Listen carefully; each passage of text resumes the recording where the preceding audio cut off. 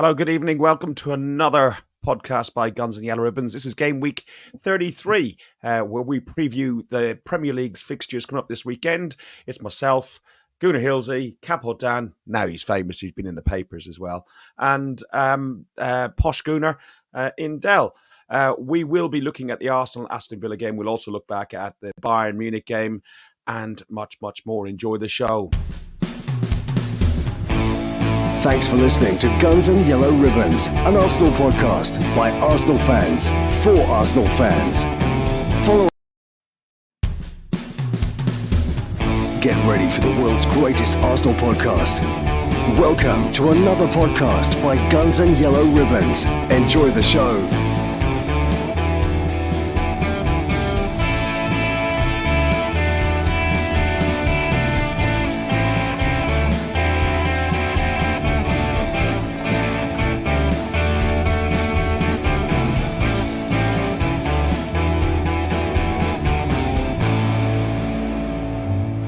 Hello, everybody. I hope you didn't notice my little mistake there at the beginning. We gave the outro rather than the intro, but I don't think anybody will really notice, will they? Sorry, what happened there, mate?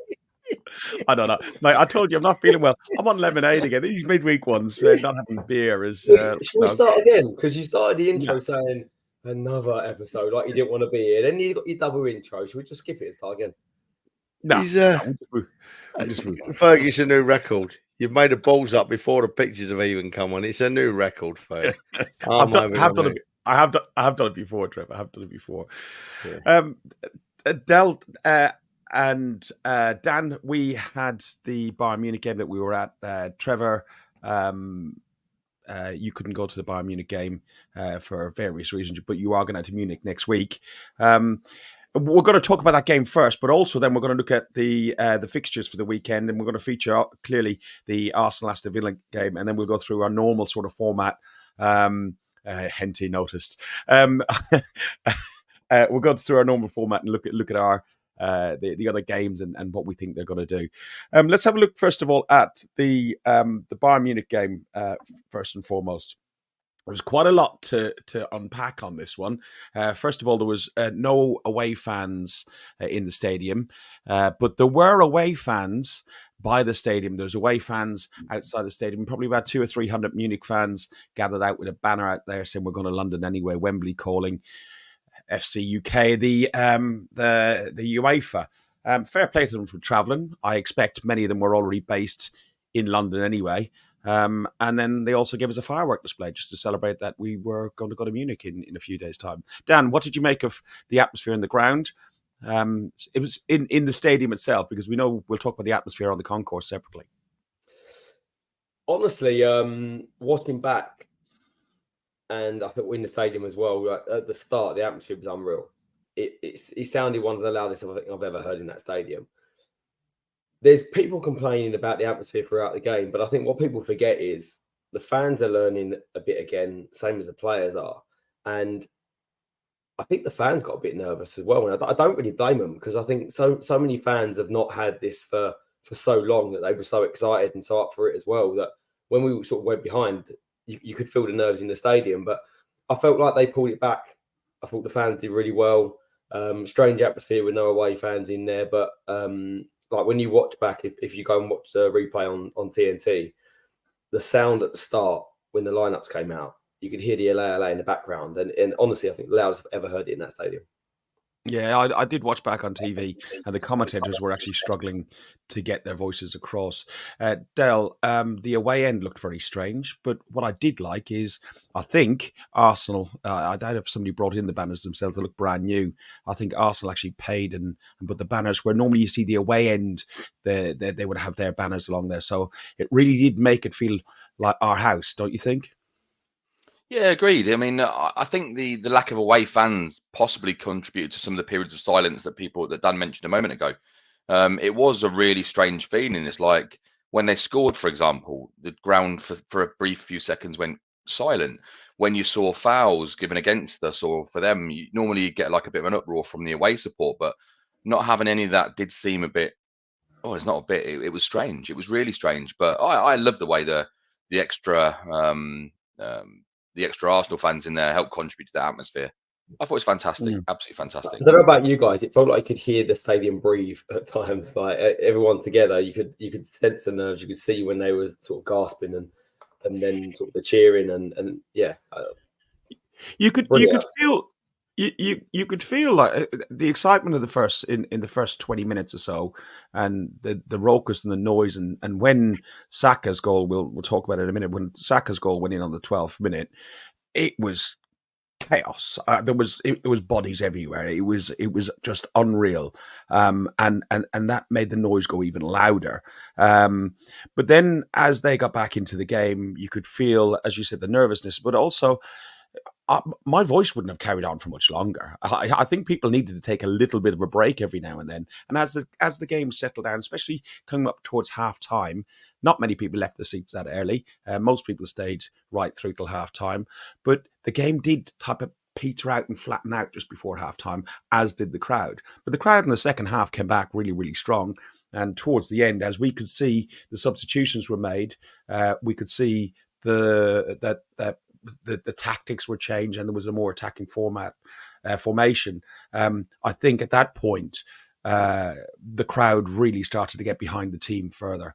Trevor, you watched it from afar. Is that a good summary of like how the crowd was as it came across on the telly? Because I know they mess about the microphone sometimes. Yeah, no, it was just. I thought the atmosphere sounded absolutely breathtaking before the game, and when Saka scored, it lifted even more. I'm not prepared to think about the Bayern Munich fans being there or not being there. I'd like to think that the Arsenal fans were that raw because they'd have drowned them out anyway.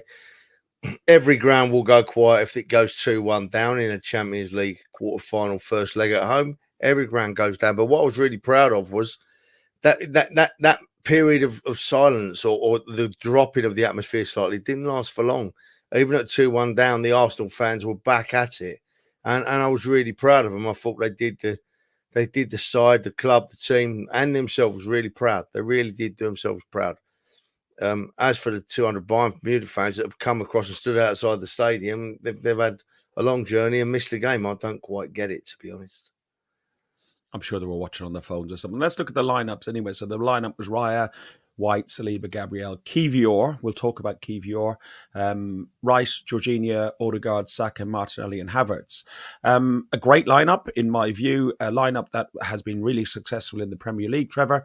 But a lineup that I think Bayern Munich could see, as City did a little bit the other week, could see that there was a slight chink in our armour with slight inexperience by a lot of the players who haven't been in Champions League, but in particular, Jakub Kivior. Yeah, look, right, that's the team I would have chosen. I have no problem with the team that Mikel Arteta chose to put on the football pitch to start. I thought it was our best 11 to get the job done. Kivior, I honestly think that one mistake that was brought on by a succession of errors or under pressure passes, I think people are remembering that more than anything. Yeah, he struggled a bit, but I don't think he was that bad. He was our weak link on the night. Like I said it, didn't I, against City? But I don't think he was as bad as some people made out. But then we never go in too heavy on the players on this show, do we? I thought he's a young lad. He's still learning. It was a massive, massive stage. He's come under pressure. And the goal that came from him, it started earlier. It wasn't him. The problem didn't lay with Jakub Kivior. The problem laid earlier on in the move, which I know we're going to talk about in a minute, Ferg. So I was happy with the lineup to recap. With the team I would have chosen. As for Kivior, I'm not going to get on the lad's back. There was more to it than him on the night. Dan, lineups, we've gone through. We went 1-0 up on 12 minutes. Saka's goal, I think it came from a ball that was released by Odegaard, who was playing a little bit deeper. Fantastic goal. It didn't look like anything was on at that stage. Well, in fairness, we were dominating the game and Bayern were getting nowhere. What did you make of Saka's goal and our starting performance then in that first 15 minutes?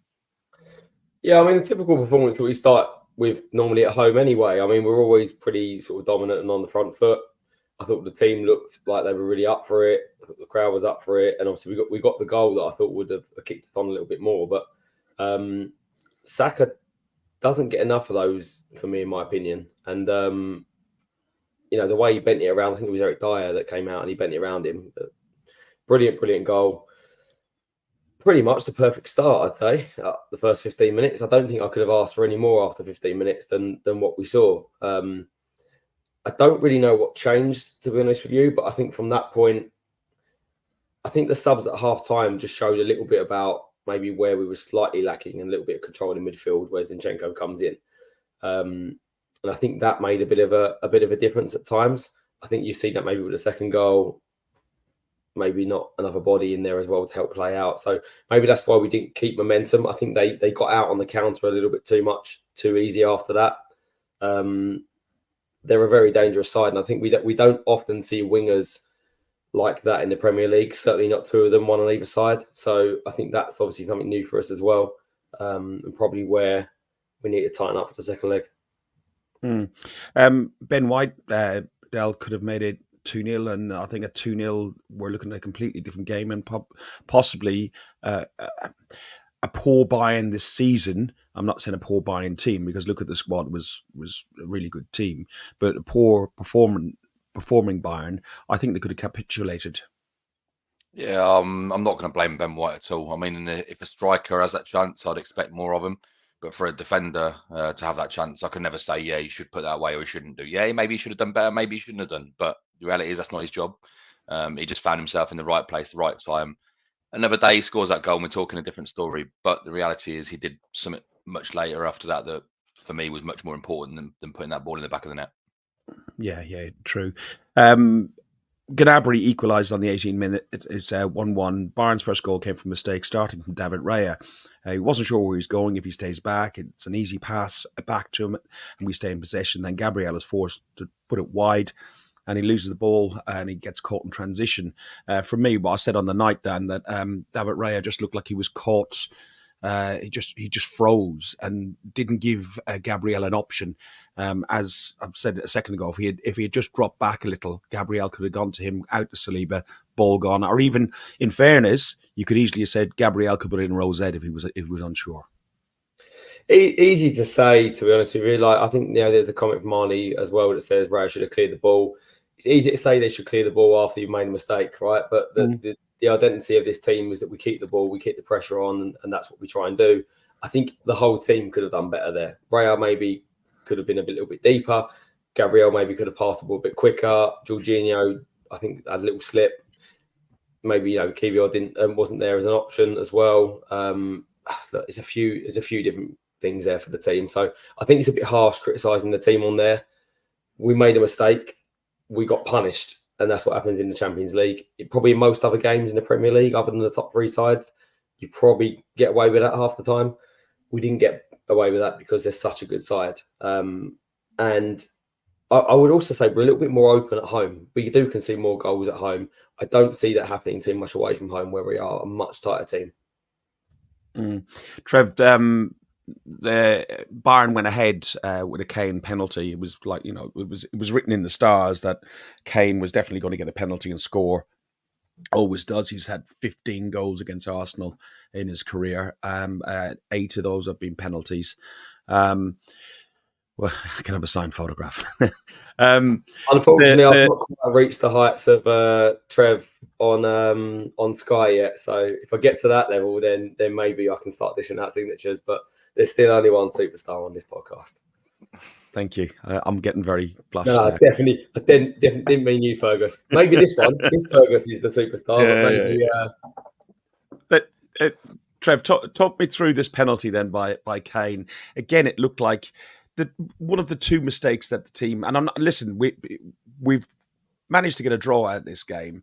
I think we dominated the game. I think we were very, very strong in most parts, but on these two occasions, we just made a couple of mistakes and we paid the price. Talk me through this. I think that you're exactly right, Fergus. I think that we were the best side on the night. We were a better side on the night. Gave away 2 goals that are really unusual for us this year. They shocked me a bit because Arsenal don't do that this season. They don't do that. So I'm now hoping that's their mistake, and we're going to come back in the second leg and put it right. The Kane penalty, it's strange because I had a little giggle because Raya dived about 5 minutes before Kane kicked the ball. Raya's knees were on the floor, diving to the right, and Kane. I'm sure that Kane had a smile on his face as he gently rolled it in the other side. I mean, I thought that was more of a mistake from Raya than the first one, to be honest. But it had to happen, didn't it? As you said, it was written in the stars that Kane was going to score a penalty. I don't know when we're going to talk about it, Ferg, but for me, that's not the talking point of the night with Harry Kane. No, that the we're going to cover that shortly, aren't we? Because I've got a lot to say about that. I'm very opinionated on it, on things that can be dangerous, and that could be dangerous. But no, look, we gave away two goals, as I just said, that are highly unusual for the Arsenal this season. Well, it was the first for the Arsenal to give away goals like that this season. And I'm ready to go to Munich next week now thinking we won't do that again. And as Dan rightly said, actually, you've shot me down a bit, Dan, because I was ready to raise it myself. We're a better defence away from home. We're a better defence away from home. We don't open up so much. We've only got to score one goal over there. I'm comfortable with us going there. It may come back and bite me on the arse, but right in this moment of time, I'm comfortable with us going to Munich with a 2-2. A home draw in a Champions League game in the first leg isn't as bad as a lot of people think.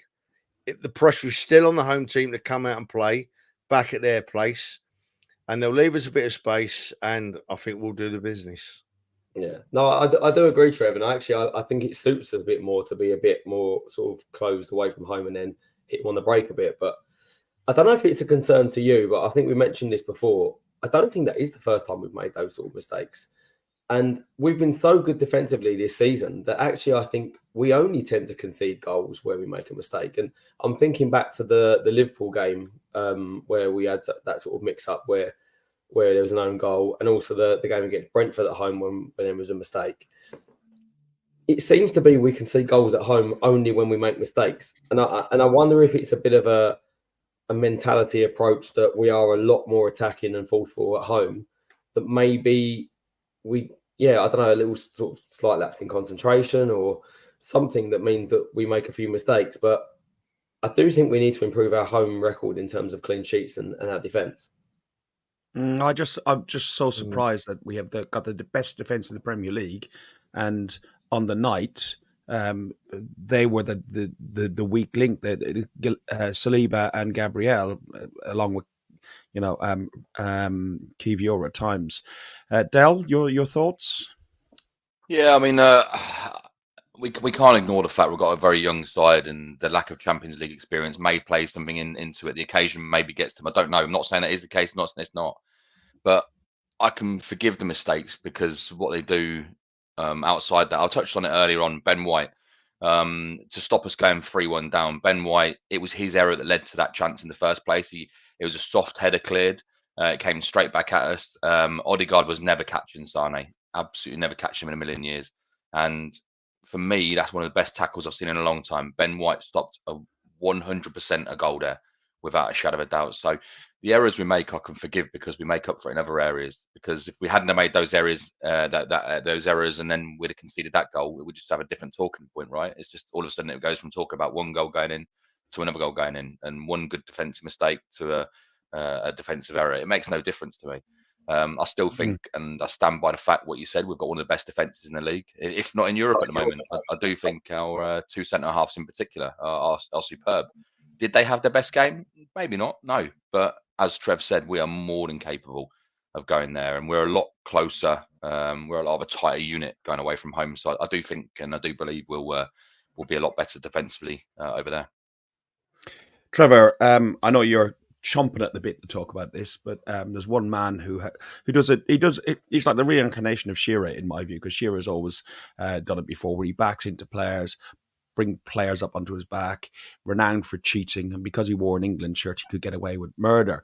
Another guy is the dribbler from N17.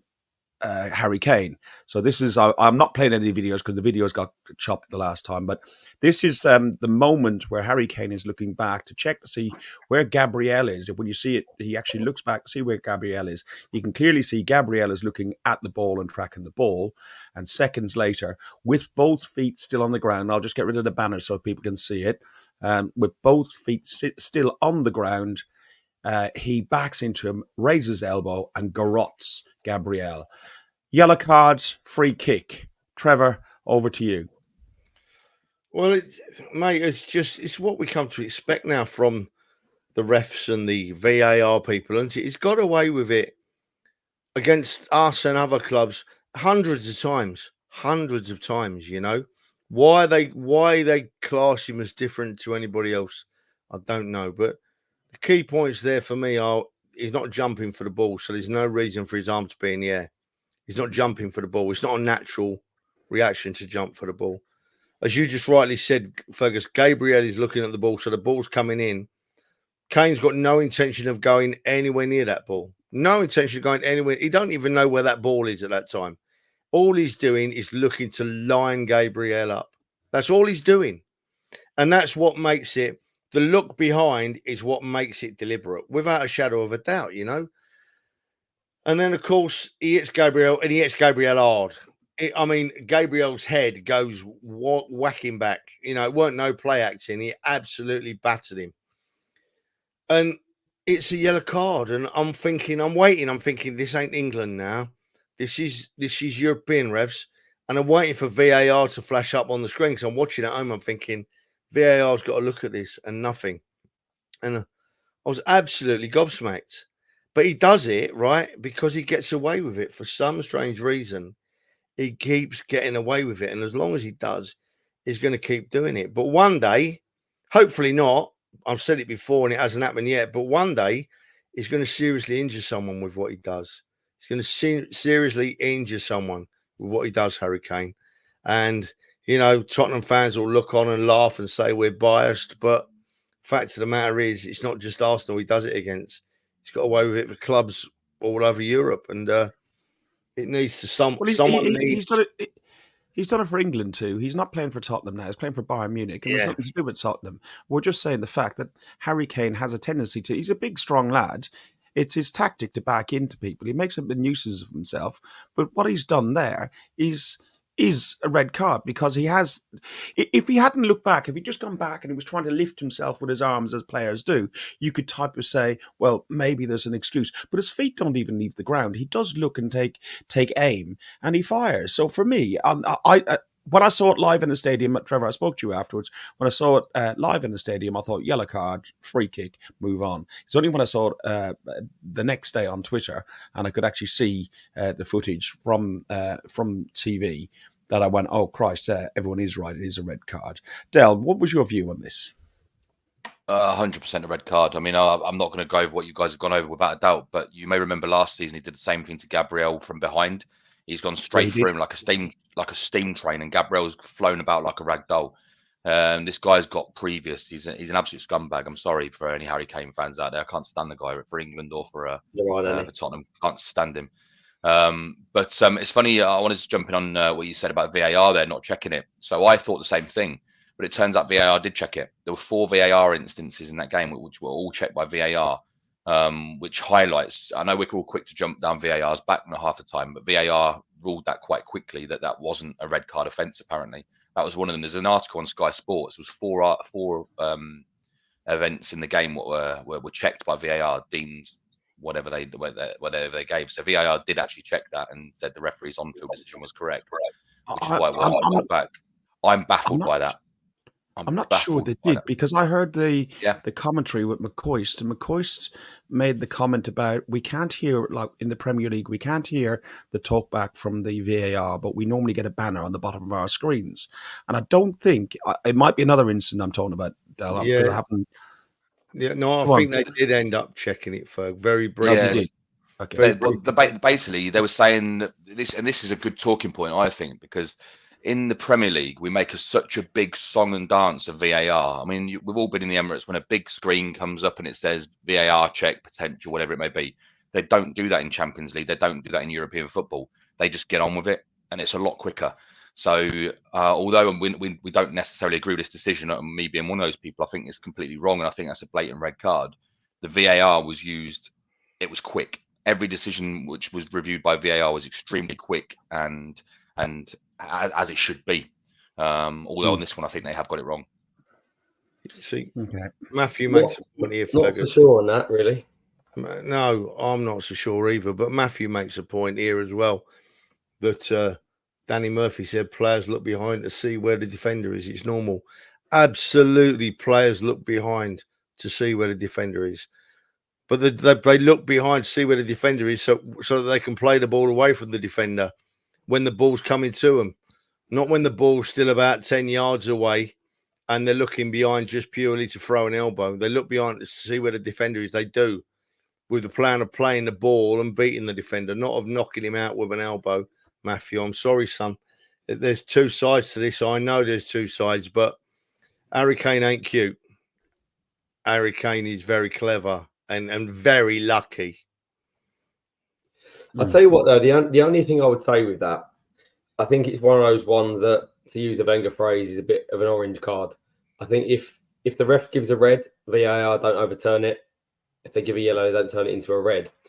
And I think the only thing that I can think of is he looks behind him as if he wants to then see where he is and then pin him. And then when he looks to pin a defender to stop him sort of wrestling and getting in front of him, Gabriel's also a little bit lower down, so he catches him a little bit higher.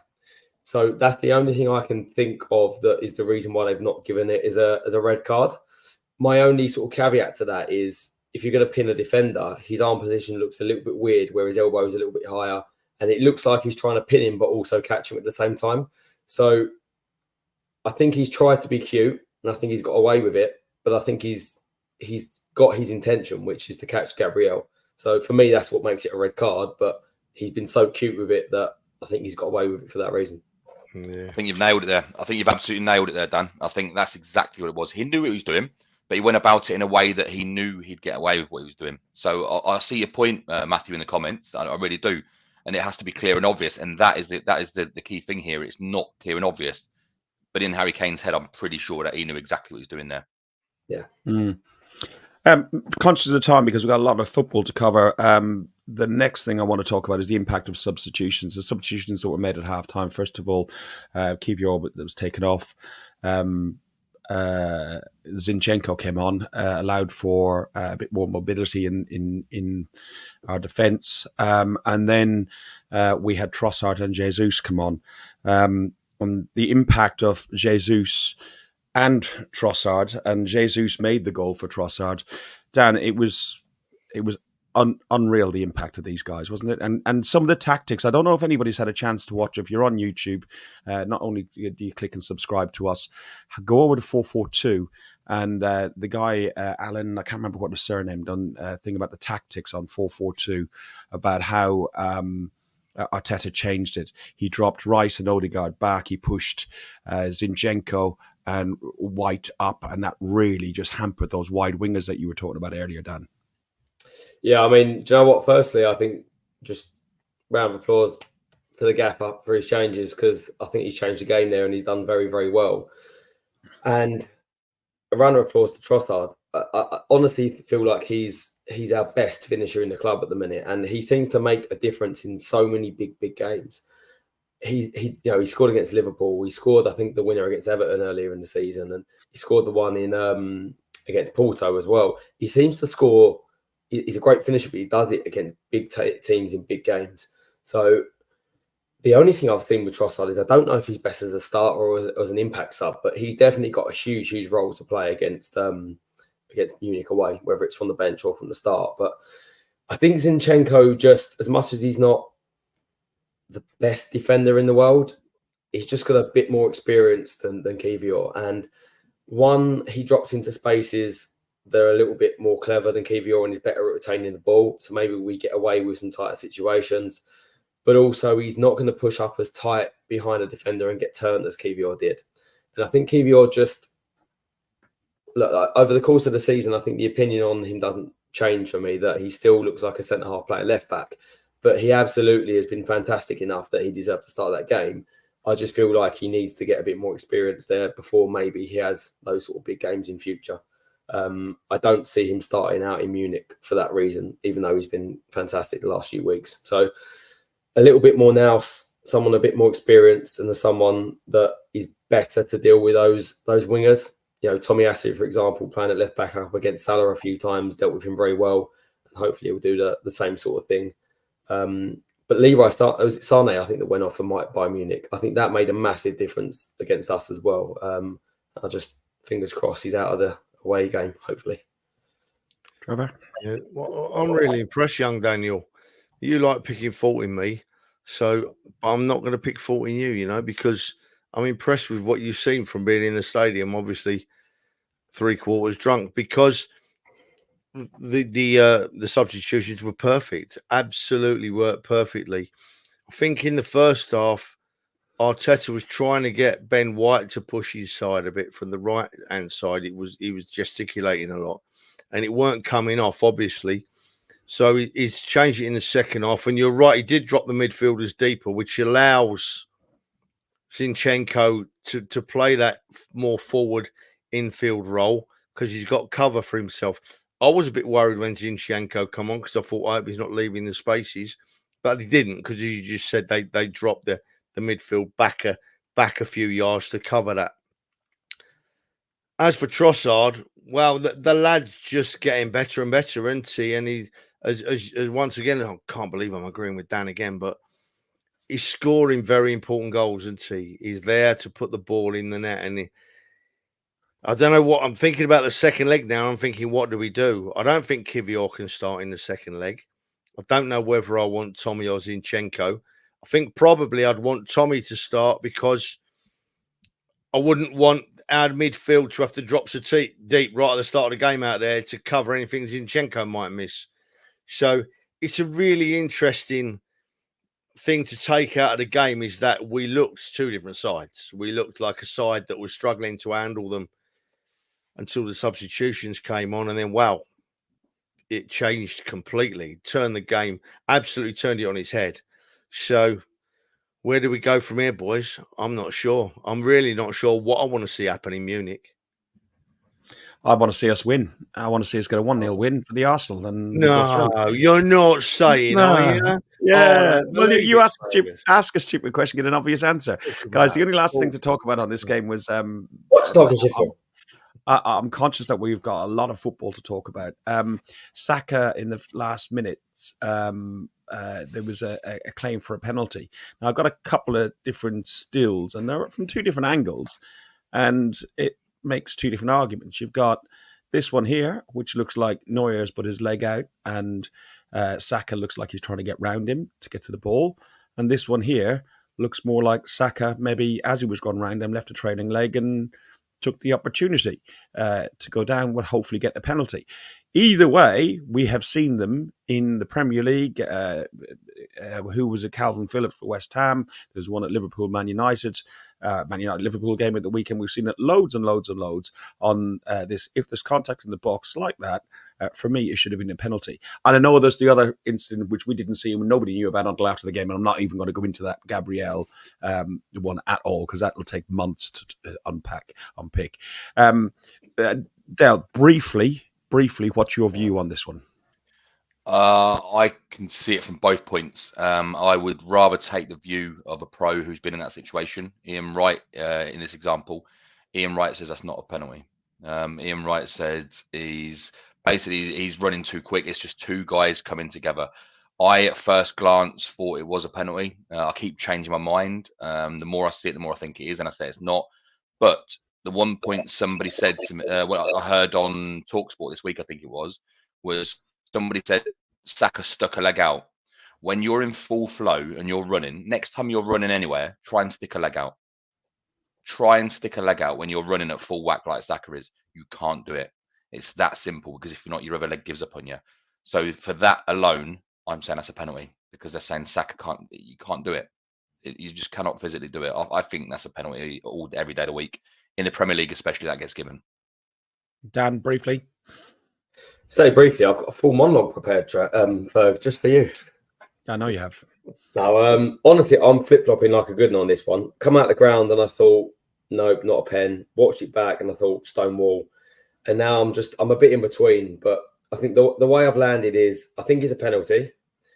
I think he's also looking for it, Saka. And I think he needs to be a bit more clever in situations like that where you see, we spoke about Harry Kane today, he would have made that look a lot smoother.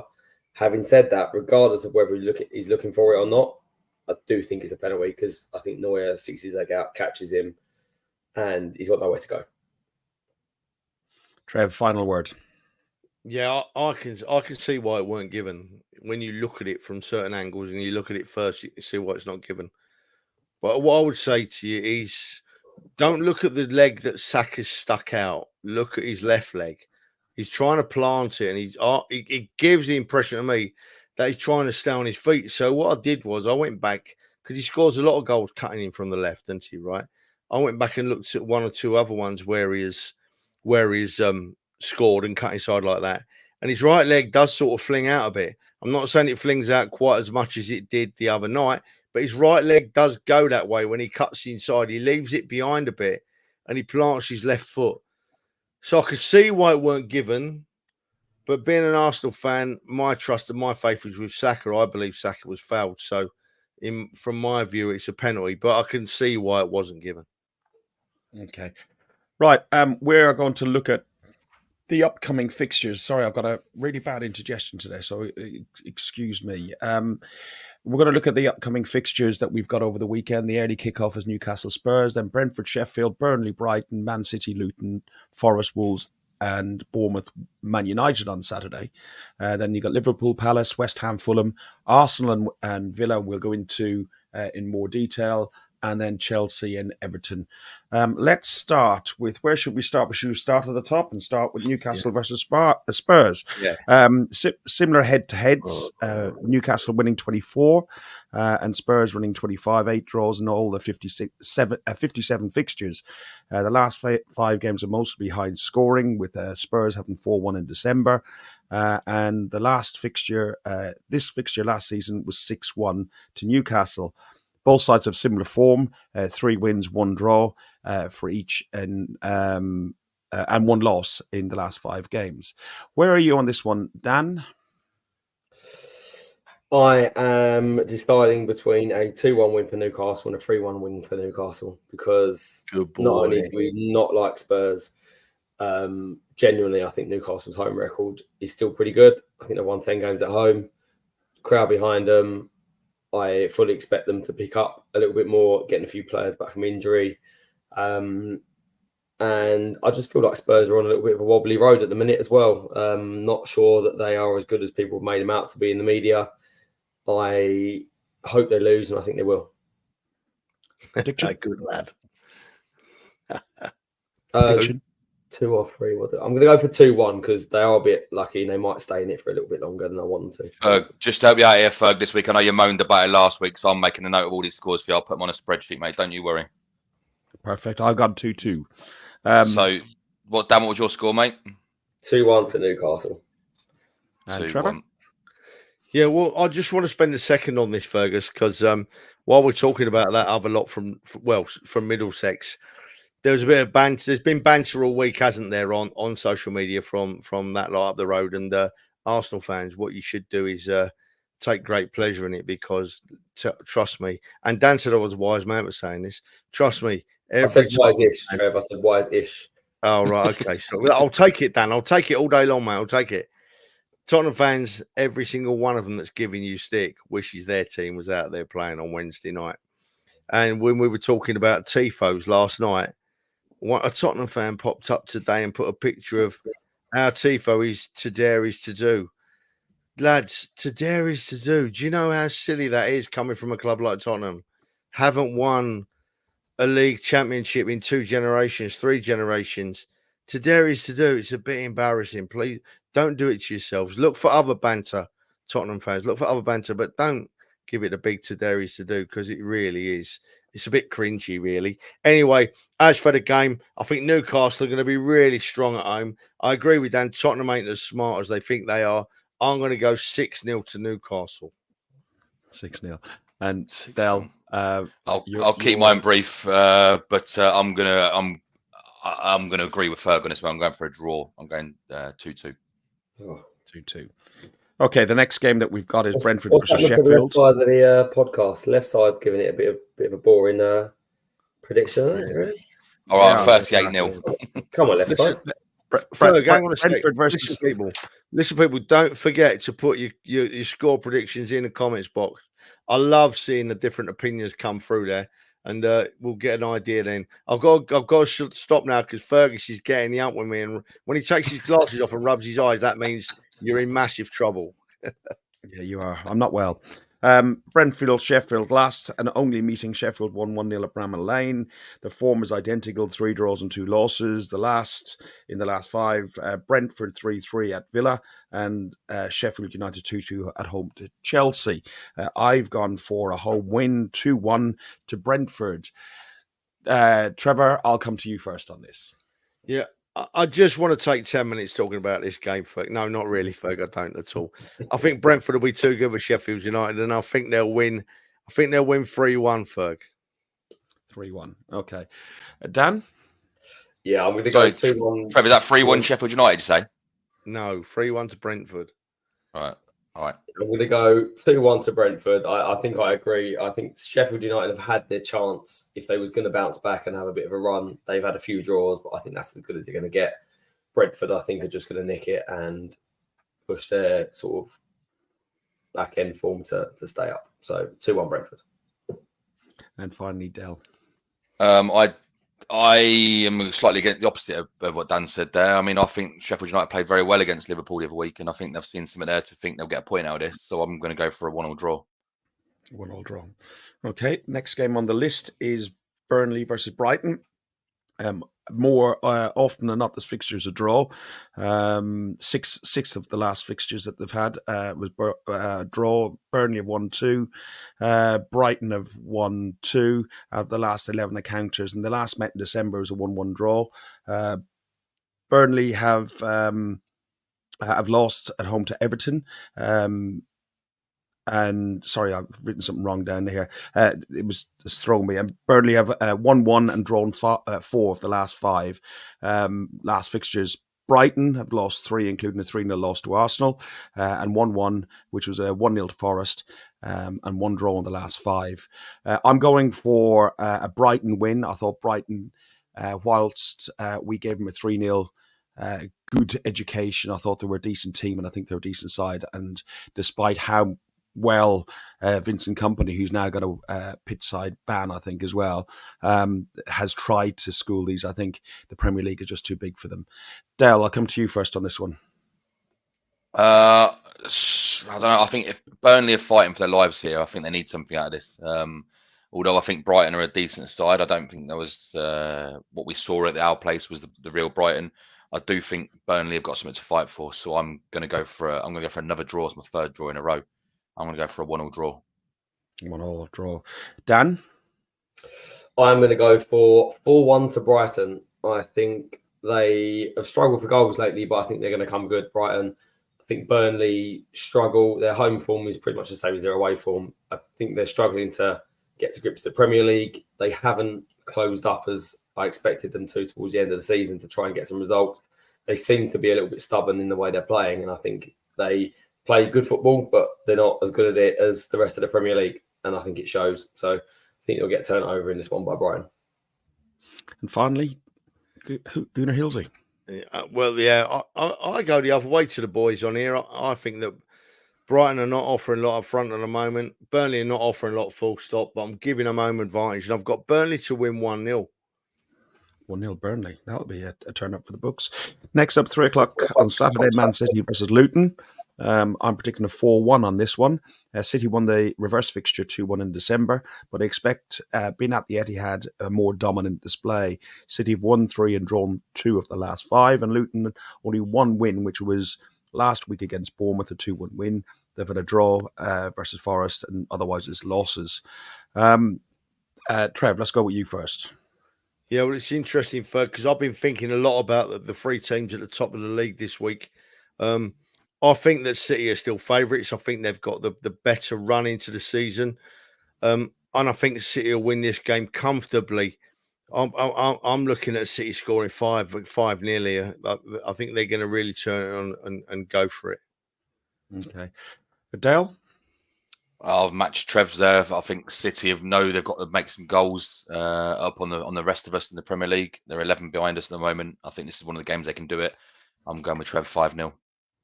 5-0. And Dan?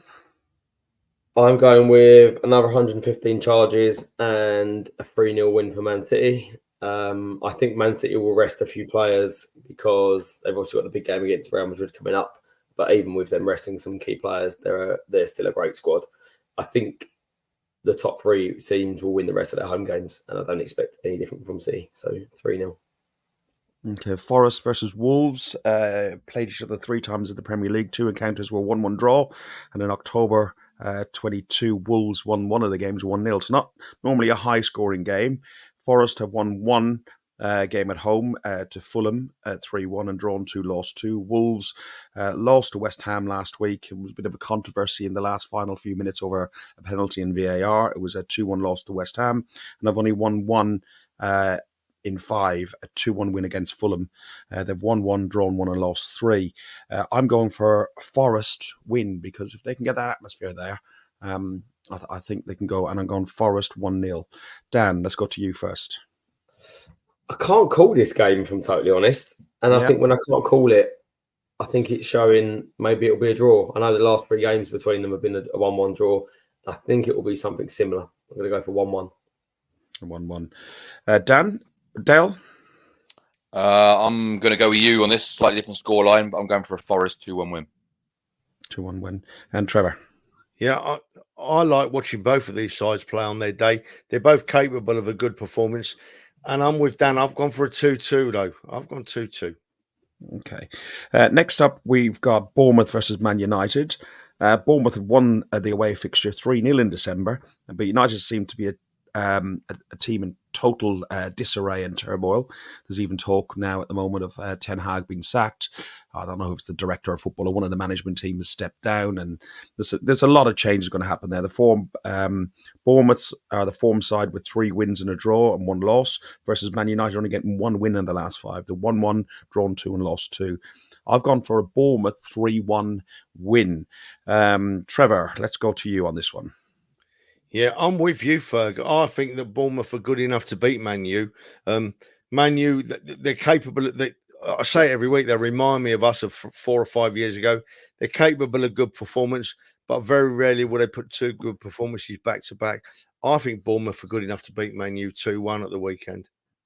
2-1. Dan?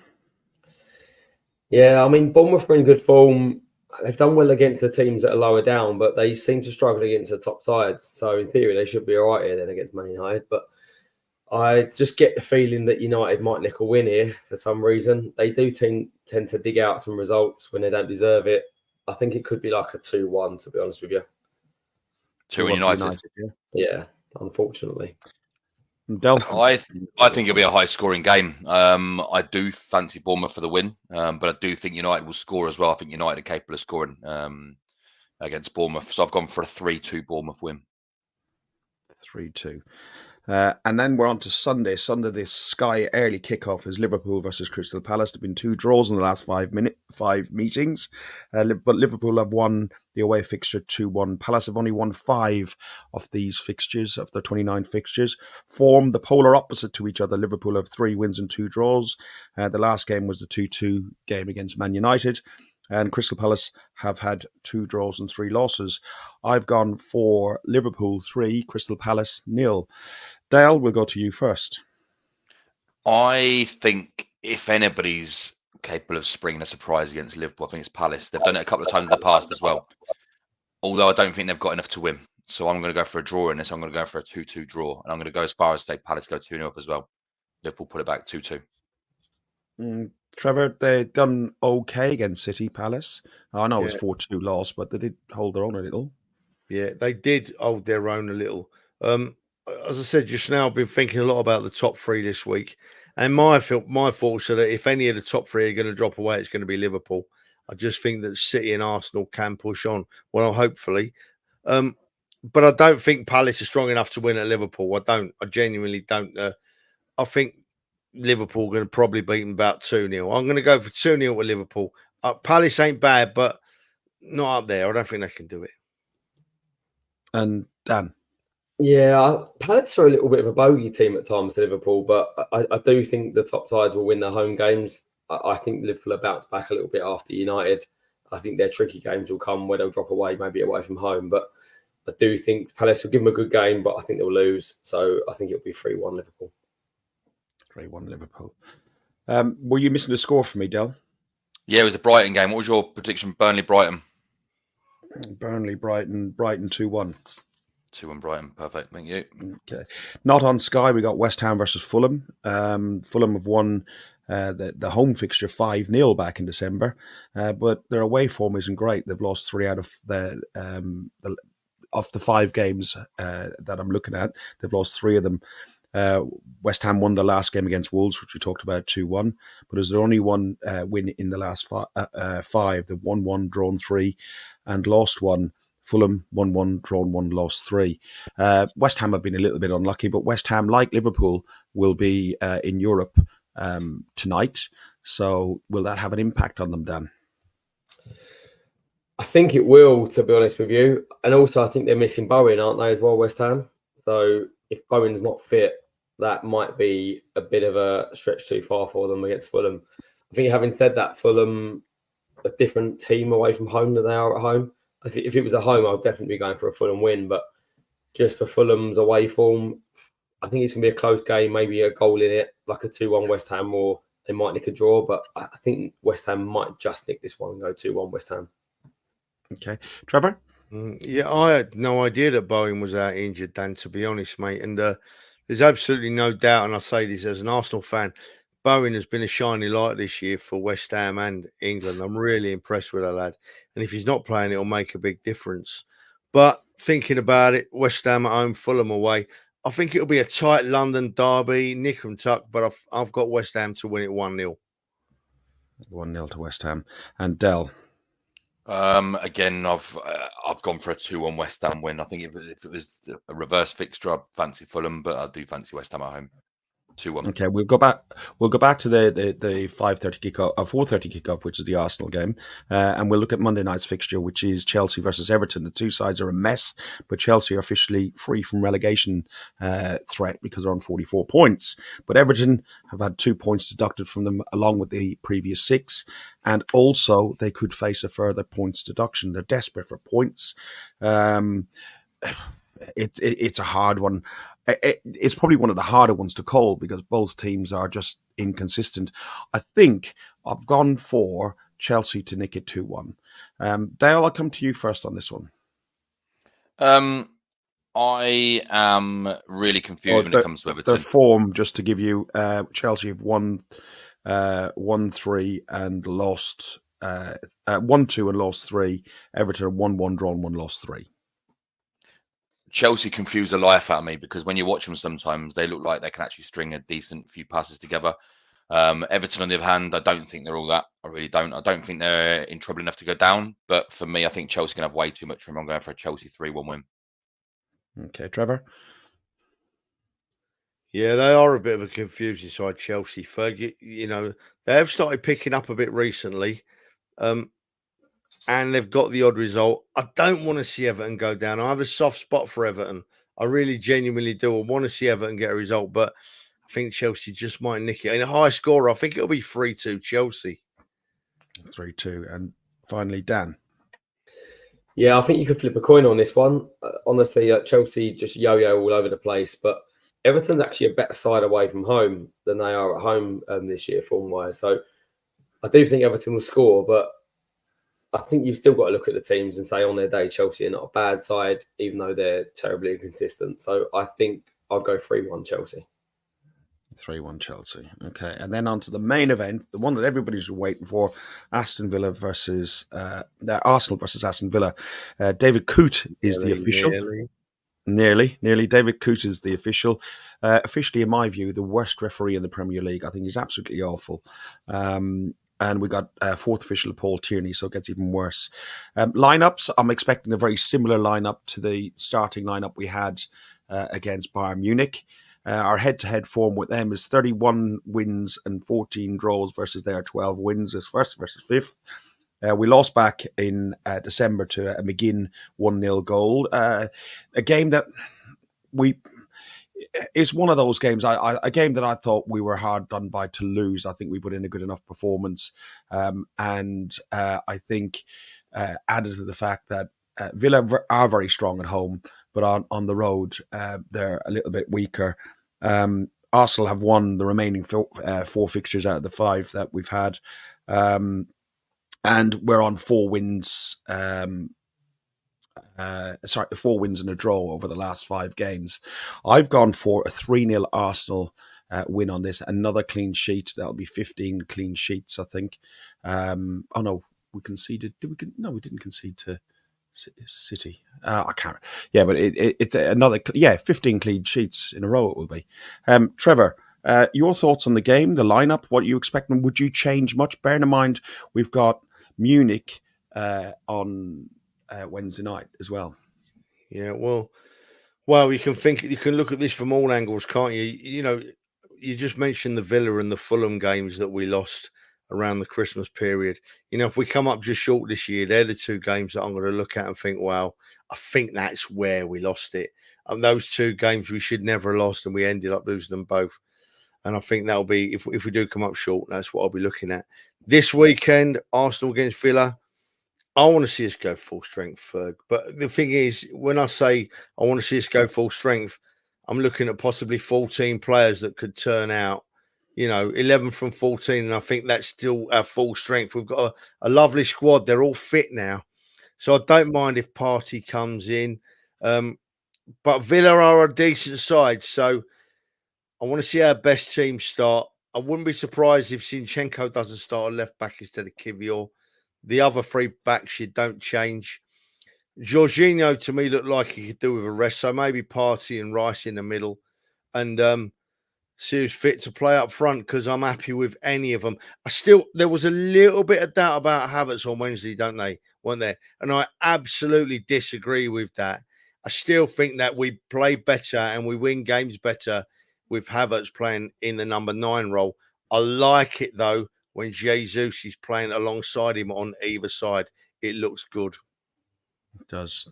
Dan, what's your score, by the way, Trev? Oh, sorry, mate. Sorry. Oh, yeah. Ferg, do you know what? I'm with you, mate. I'm going to go 3-0. Okay. Dan? Did you go 3-0, Ferg? I did. So you don't think they're going to take it deep this week, no? And take it to the limit. Yeah. Yeah? All right then, mate. I've not made that mistake. I've written all my own stuff now. I've not plagiarised nobody. No, that's good. You can't slip up there. I'm going to agree with you, Trevor, quite a lot of what you said. I'm going to agree with you, Trevor, on a lot of what you said. I think Zinchenko comes into the side probably for that game.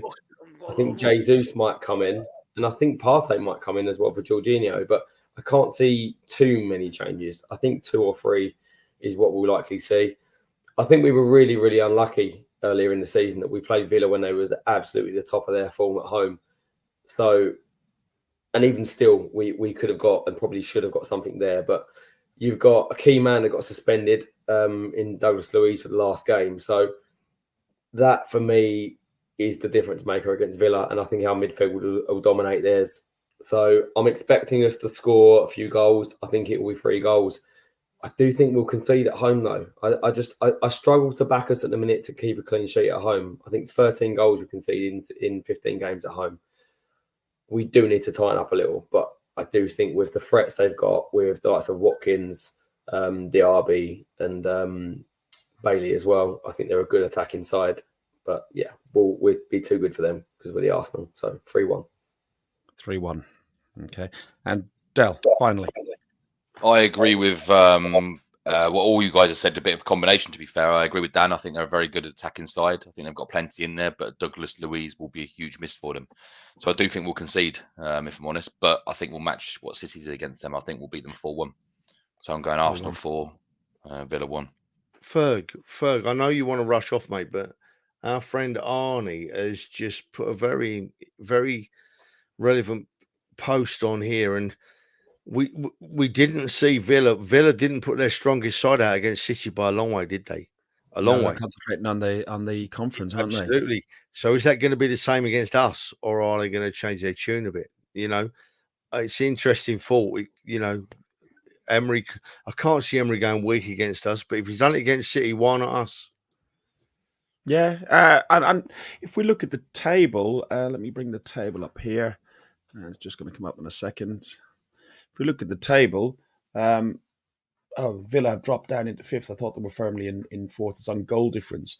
But, depending on how Villa, West Ham, Arsenal, and City and the like get on and Liverpool get on in Europe, they could get Champions League football with fifth spot. But in reality, is Champions League football that bit of a step too far for this Villa side just yet? They might go in and do what Newcastle did and had a foray and it got a bit of money, but then dropped down the leagues due to the injury and the pressures. And we know the type of football. We've seen it ourselves.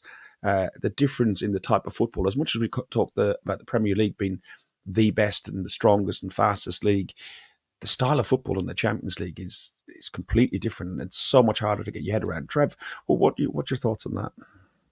Yeah, mate, you've hit the nail on the head, and I do keep it in the back of my mind that we've not gone into the deep rounds of the Champions League for 14 years. But I said it against Porto when everybody was saying, "Oh, we're going to walk over them at home." It's different gravy, Champions League. Different gravy. Teams can change their tactics, their formation, not from game to game, from minute to minute. They're that good. They really are that good. And so when it comes to us in the Champions League, we've just got to play our own game on Wednesday and win it. As for the league, I think Villa might have given up on it a bit. I think Emery might be thinking this isn't my best opportunity now.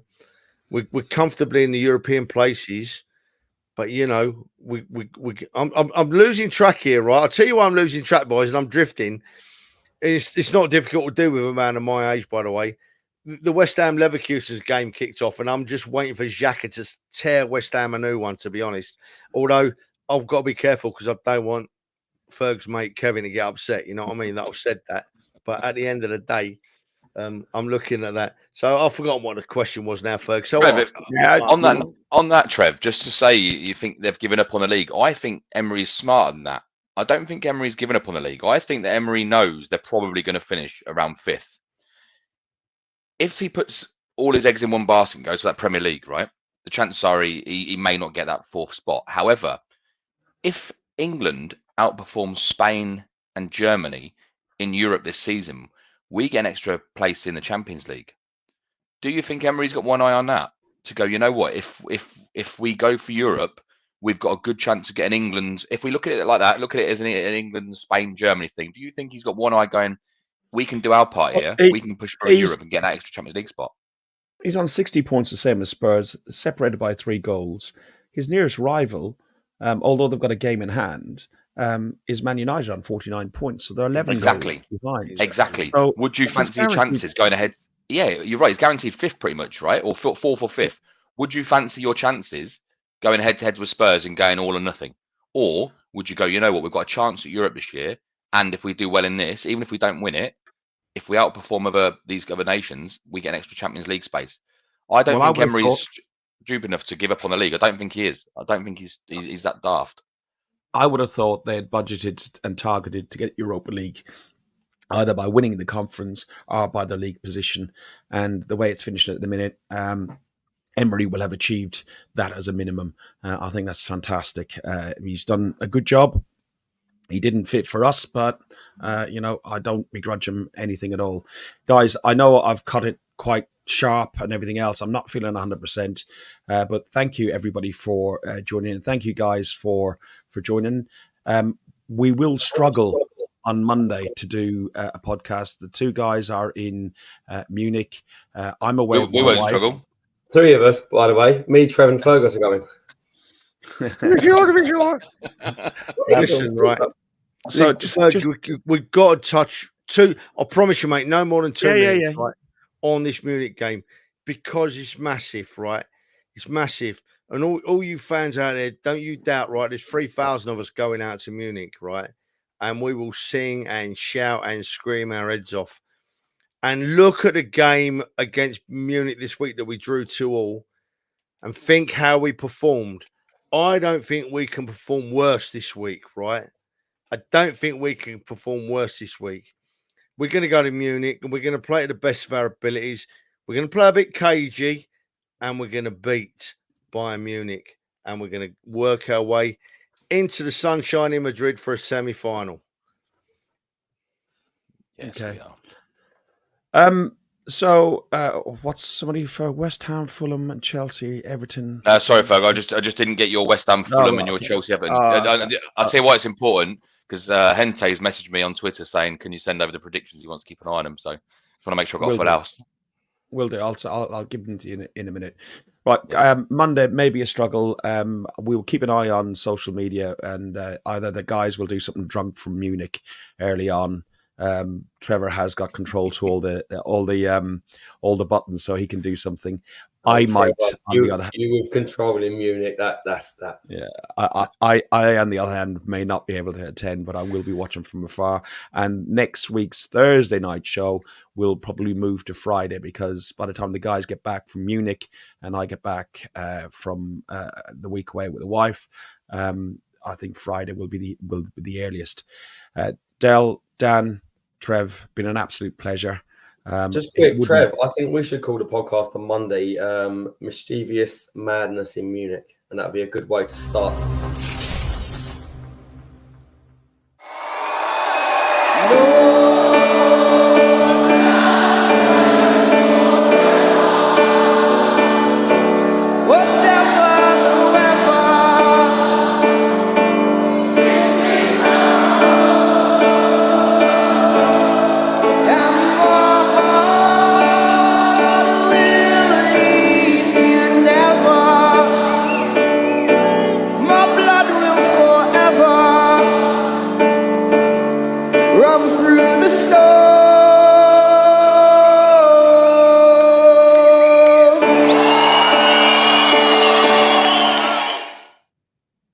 Boy, it gets me again. It's got me again. Just don't forget, Ferg, will you? We are the Arsenal. We are the Arsenal going to Munich. We are the best. Our boys won't let us down. Our boys won't let us down. They won't. Boys, have a great evening. See you all Sunday, and sing up when you're out there in Munich for us. Up the Arsenal, fuck the Spurs, and Munich. Thanks for listening to Guns and Yellow Ribbons, an Arsenal podcast by Arsenal fans for Arsenal fans. Follow us on Facebook at Guns and Yellow Ribbons or Twitter at Guns and Ribbons. And remember to rate and review us too. Up the Arsenal.